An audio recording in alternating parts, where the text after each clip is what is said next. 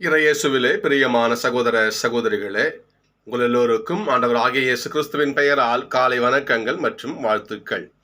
நான் உங்கள் அகஸ்டின் வேதியர். இன்று ஏப்ரல் மாதம் 26ஆம் தேதி 2024ஆம் ஆண்டு. ஆண்டவரின் மடியில் 5 நிமிடங்கள்.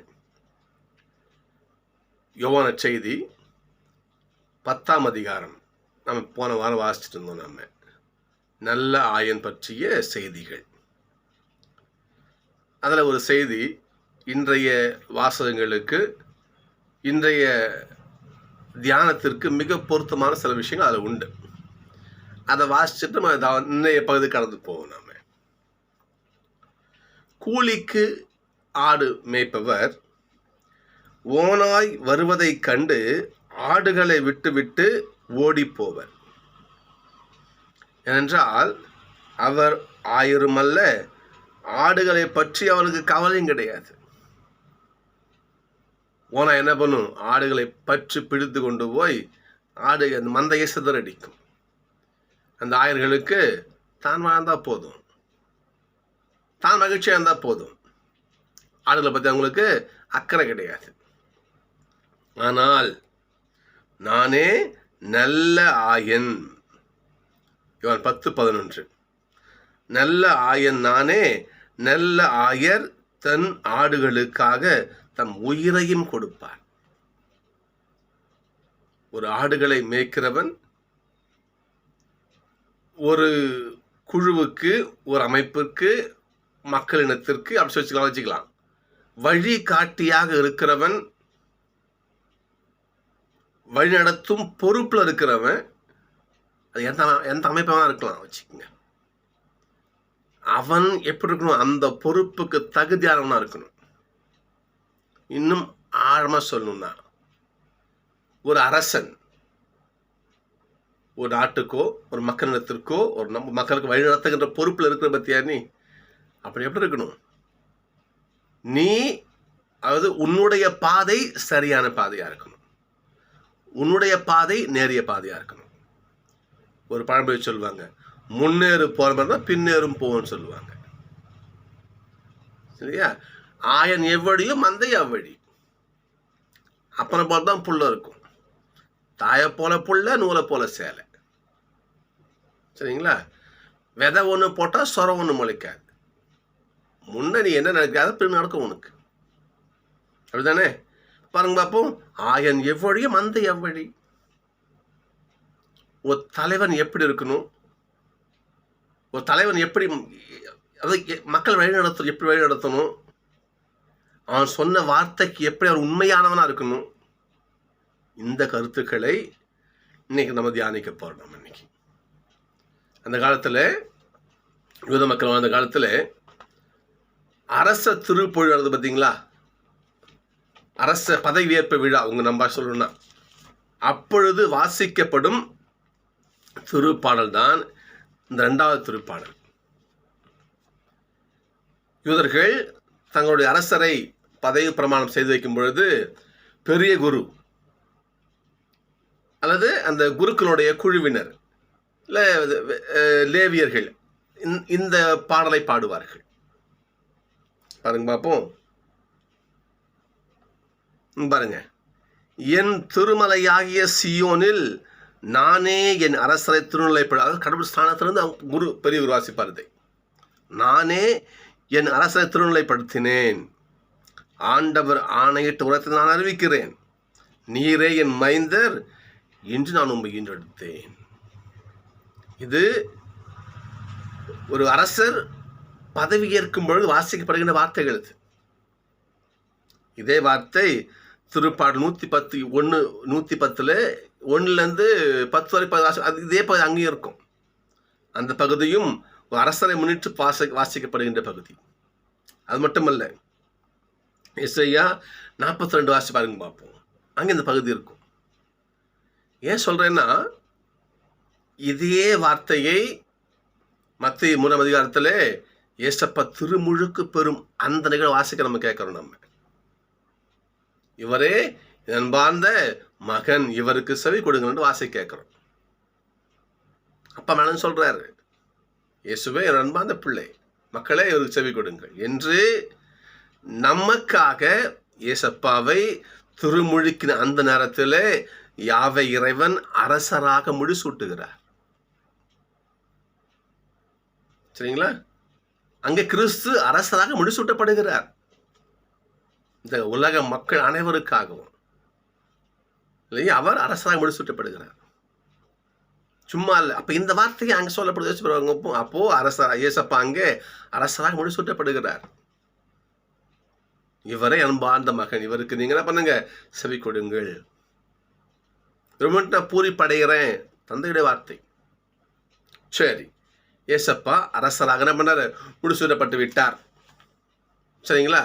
அப்படி முடிசூட்டப்பட்ட அந்த அரசர் எப்படி இருக்கிறார், எப்படி மக்களை வழிநடத்துறாரு, எப்படிப்பட்டவராக அந்த அரசர் இருக்கிறார் என்பதை இன்றைய நட்சத்திரமாக சொல்லிட்டு பாருங்க. ரொம்ப உள்ள டீப்பா போவனா இறுதி வாசனை பாருங்க பார்ப்போம். வசனம் 6. வழியும் உண்மையும் வாழ்வும் நானே, என் வழியா என்று தந்தைகிட்ட யாரும் வருவது கிடையாது. ஏசப்பா உயிர்த்து விண்ணகம் சென்ற இது பாஸ்கா காலம் இருக்கிறோம். நம்ம பாஸ்கா காலம், இந்த பாஸ்கா காலத்திற்கு மிக ஆப்டான பகுதி, இது பொருத்தமான பகுதி. நம்ம ஃபுல்லாக நம்ம இயேசு சிலர் சொல்றாரு, நீங்கள் உள்ளம் கலங்க வேண்டாம், என்ன பண்ணுங்க, அப்பா கிட்ட நம்பிக்கை கொள்ளுங்கள், என்கிட்ட நம்பிக்கை கொள்ளுங்கள். நான் என்ன பண்றேன், அப்பா கிட்ட போறேன், போயிட்டு உங்களுக்கு ஒரு இடம் ரெடி பண்ணிட்டு திரும்பி வருவேன், வந்து உங்களை கூட்டிட்டு போறேன். நான் வரும் வரை நீங்கள் அப்பா கிட்ட நம்பிக்கை கொள்ளுங்கள், என்கிட்ட நம்பிக்கை கொள்ளுங்க. நம்பிக்கை மட்டும் விட்டுறாதீங்க. நாத்தையும் கேட்டுக்கும் இல்லாம தலித்தாகும் சிறுமி உயிர்ப்பு கேச போவார். அப்போ அந்த ஒப்பரசு அழுதுன்னு இருப்பாங்க, இந்த பிள்ளையோட பெற்றவங்க அழுதுன்னு இருப்பாங்க. அப்போ சொல்லுவார், நம்பிக்கையை மட்டும் விட்டு விடாதுன்னு சொல்லுவார். அந்த அர்த்தங்க நமக்கும் பாருங்க. நான் போய் திரும்பி வருவேன், வந்து உங்களை கூட்டிட்டு போவேன். எவ்வளோ காலம் ஆகும்? ஆண்டவருக்கே வெளிச்சம் இல்லையா? ஏசப்பாவுக்கே வெளிச்சம். ஏசப்பா திரும்ப வருவார். அவர் வரும் வரை அவருடைய மரணத்தை அறிக்கிட்டு நம்ம இருக்கணும். அப்போ சொல்றோம் இல்லையா, தேவரி நீர் வருமளவும் மரணத்தை அறிக்கிட்டு இருக்கிறோம். நாங்கள் ஏசப்பா எங்களுக்காக இறந்தது நாங்கள் சொல்லிட்டே இருப்போம். நாங்கள் நம்ம வீட்டு வாழ்ந்துட்டு இருப்போம். நாங்கள் சொல்ல பாருங்க பார்ப்போம். நான் என்ன பண்றேன், உங்களுக்கு இடம் ஏற்பாடு செய்ய போறேன். நான் திரும்பி வருவேன், வந்து உங்களை கூட்டிட்டு போவேன். ஆனால் நான் எங்க போறேங்கிறதுக்கு வழி உங்களுக்கு தெரியும். அங்க போற வழி உங்களுக்கு தெரியும். என் அப்பா வீட்டுக்கு வீடு இருக்குது இல்லையா, எங்க அப்பா வீட்டுக்கு போற வழி உங்களுக்கு நல்லா தெரியும் என்று சொல்லுகிறார். தோமா ஒரு துடுக்கா பேசுகின்றாள். இயேசுவே அது எப்படி தெரியும்? விண்ணகத்துக்கு நீங்க எங்க வழி எப்படி தெரியும் எங்களுக்கு?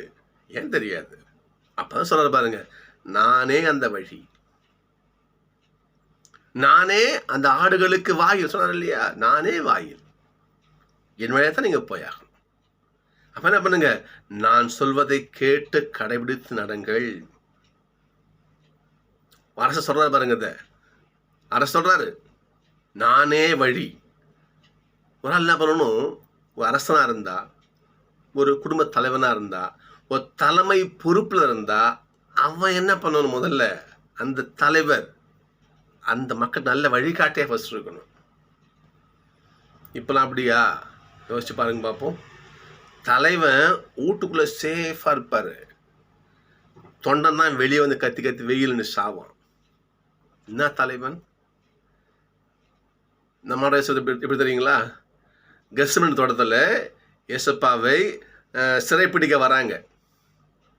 அப்போ கேட்குறாங்க, நாங்கள் நாசரேத்து இயேசுவை வந்து பிடிக்க வந்திருக்கிறோம். நான் தான் சொல்லுவார்.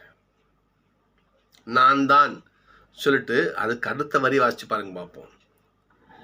நீங்கள் தேடுவது என்னன்னா இவங்கள போக விடுங்க. சீடர்கள் சொல்லுவார் பாருங்க. இப்படி ஒரு தலைவனை பார்க்க முடியுமா? இப்படி ஒரு அரசனை பார்க்க முடியுமா? பார்ப்போம். இவங்களை எல்லாம் மாட்டி விட்டுட்டு அரசன் பின்னாடி தான் இருப்பான். அவன் சேஃபாக இருப்பான். அவனுக்காக தொண்டன் சாவான் போய். நம்ம ஏசு அப்படி கிடையாது. நம்ம தலைவர் அப்படி கிடையாது. நம்முடைய அரசன் அப்படி கிடையாது. சரிங்களா? தன் சொன்ன ஆடுக்கு தான் உயிரை கொடுக்குறாரு ஏசப்பா. என் ஆட்டுக்காக நான் உயிரையே கொடுப்பேன், என் ஆடுகளை காப்பேன். காக்குறாரா இல்லையா? சொல்ல பாருங்க. நீங்கள் தேடி வந்தது என்னத்தான் அப்படின்னு சொன்னா இவர்களை போக விடுங்கள். ஏசப்பா நிறைய போயிட்டு கைதாவார். அவர் உண்மையான அரசர். அரசன் அப்படி இருக்கும்னு சொன்னா அவர் அரசன் அப்படி இருக்கணும். நாம் எப்படி இருக்கிறோம்? நாமும் தலைவர் பொறுப்பில் இருப்போம். நாம் ஒரு குடும்பத்தில் ஒரு குடும்ப தலைவராக இருப்போம். ஒரு வேலை செய்கிற அலுவலகத்தில் ஒரு மூத்த ஒரு பணியாளராக இருப்போம். ஒரு ஸ்கூலில் ஒரு காலேஜில் ஒரு லீடராக ஒரு வழிநடத்துகிற பொறுப்பில் இருப்போம். நாம் நமக்கு கீழ் இருக்கிற மக்களுக்காக நாம் முன்னின்று ஏதாச்சும் செய்கிறோமா, இல்லை எல்லாரையும் முன்னே பிரிவு நிற்கிறோமா? யோசிச்சு பார்க்கணும். அந்த காலத்தில் அறப்போர்னு சொல்லுவாங்க. போர் எப்படி தரமா இருக்கும்? அந்த போரை முன்னெடுத்த ராஜா முன்ன போய் நிற்பான். படை முழுக்க பின்னாடி நிற்கும். அரசாங்கம் மோதிக்குவானுங்க. அரசன் இருந்தால் அந்த படையை கைப்பற்றப்பட்டுவிடும். இன்னைக்கு போர் பாருங்க, படை தான் முன்னாடி போய் சண்டை போடுது. நாட்டின் தலைவர் எங்க இருக்காரு? ஏசி ரூம்ல இருப்பார். சொல்றது புரியுதா உங்களுக்கு? நம்ம ஆண்டவர் இயேசு பார்த்தீங்களா? ஆண்டவர் இயேசு பாருங்க பார்ப்போம். இப்போ நினைக்கும்போது ஒரு பகுதி எனக்கு ரொம்ப ஞாபகத்துக்கு வருது. செங்கடல் நிகழ்ச்சி. 2 பக்கமும் கடல் பிரிஞ்சு நிற்கும். மக்கள் தரல அந்த போவாங்க. மக்கள் கரையேறுவாங்க. தண்ணி திரும்ப அப்படி மூடிக்கும். எகிப்து படைகள் அத்தனையும் தண்ணியில் மூழ்கி சாகடிக்கப்படும். அங்கே எகிப்து வீரர்கள் என்ன பண்ணுவாங்க? சில கரைகள் நின்று பேசுவாங்க. இஸ்ரேல் மக்களுக்காக அவர்களுடைய கடவுள் ஒரு போர் வீரனை போல, வார்த்தை யோனிக்கணும், அந்த இஸ்ரேல் மக்களுக்காக அவருடைய கடவுளான யாவே ஒரு போர் வீரனை போல எகிப்தியரோடு போர் செய்கிறார்னு சொல்லுவாங்க. தன் மக்களுக்காக முன்ன நிற்கிறா போய். அவன் தான் அரசன். நம்ம ஏசப்பா நின்னார் பாருங்க. சொல்லலையா? நீங்கள் தேடி வந்தது என்ன என்றால் இவர்களை போக விடுங்கள். அப்படி இருந்தார். எல்லாம் அமைதியா இருக்கணும், எல்லாம் சாந்தமா இருக்கணும், எல்லாரையும் மன்னிக்கணும், எல்லாரையும் வாய் வாழைப்பழம் கை கருணக்கிழங்கு அப்படியே போதிக்கும் போது என்ன போதனை என்ன. ஆனா உள்ள இருக்கிறது சாக்கடை. ஈஸியா சொல்லுவோம், கடைபிடிக்கிறோமா? என் ஏசப்பா, என் ஏசு ராஜா செஞ்சாரா இல்லையா? ராவணவில மொத்தத்தையும் அரச உடைய கலைந்து இப்ப துண்டை கட்டிக்கிட்டு காலை கழுவுறாருங்க. புரியுதுங்களா? இதுதான் பிலிப்பர் சொல்வார், பவுல் சொல்வார் பாருங்க.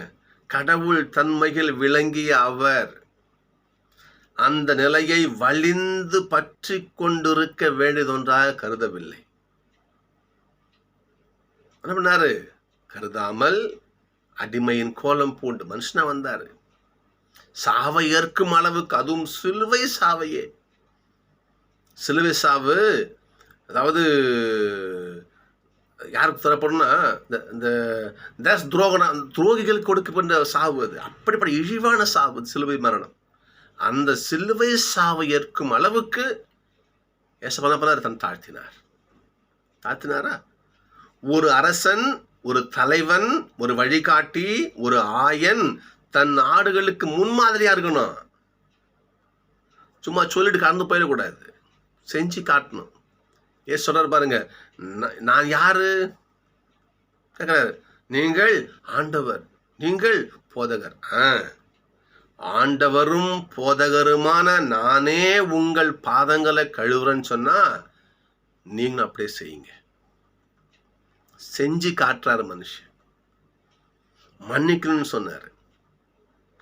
இங்க அடிக்கிறான்னா இந்த கணத்தையும் காட்டு சொன்னார் இல்லையா? எஸ் மனுஷரா இல்லையா? சிலுவை மரத்தில் 2 கரம் பிரித்து ஜபிக்கிறார். அப்பா ஜபிக்கிறார், தந்தையே இவர்கள் செய்வது என்னன்னு தெரியாம செய்யறாங்க ஐயா, இவங்களை மன்னிச்சிடுங்க. நல்ல கல்ல நாங்க இயேசுவே நீர் வரும் காலத்துல நினைச்சு பாருங்க இயேசுவே சொல்றான். என்ன வரும் காலத்துல இன்னைக்கே நீ இருப்ப. அவன் கொடுத்தலாம் மன்னிச்சு என்ன பண்றாரு? ஏற்றுக்கொள்கிறார். கடவுள் மன்னித்து மன்னித்து காட்டினார். அவன் தான் அரசன், அவன் தான் ராஜா, அவன் தான் வழிகாட்டி, அவன் தான் தலைவன். ஏசப்பா 100க்கு 101 மடங்கு தலைவன். ஏசப்பா யாரை சொல்லுங்க பார்ப்போம். இன்றைக்கு பாருங்க பார்ப்போம். முதல் வாசகம், சொன்னதை செய்வதுதான் தலைவர். அப்படிதானே? பாருங்க பார்ப்போம். ஏசப் சொன்னார், சரி யாவே ஆண்டவர் சொன்னார், அபிரகாம் உன்னுடைய சந்ததி இந்த உலகை ஆளும். ஆட்சி உரிமை உங்கள்கிட்ட இருக்கும். உன் வம்சத்தை தான் ராஜா உதிப்பான். யூதா குலம் ஆட்சி வருதா இல்லையா? ஈசா கொடுத்த வார்த்தை, யாக்கோபு கொடுத்த வார்த்தை, தாவீது கொடுத்த வார்த்தை. சும்மா வாக்குறுதி கூட்டு தூக்கி போற நம்மளுடைய ஆண்டவர் கிடையாது. ஞாபகம் வச்சுக்க.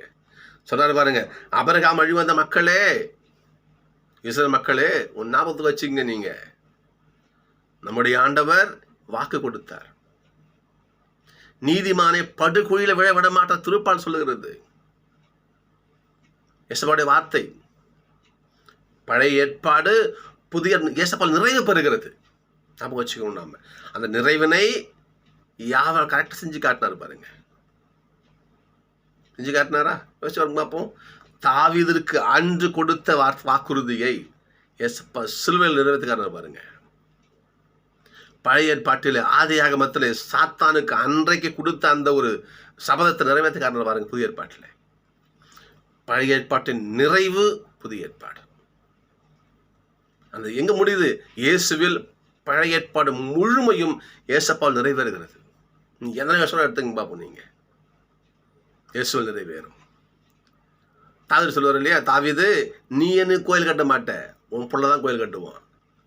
அந்த கோயில் நானும் எப்பவுமே இருப்பேன் இல்லையா?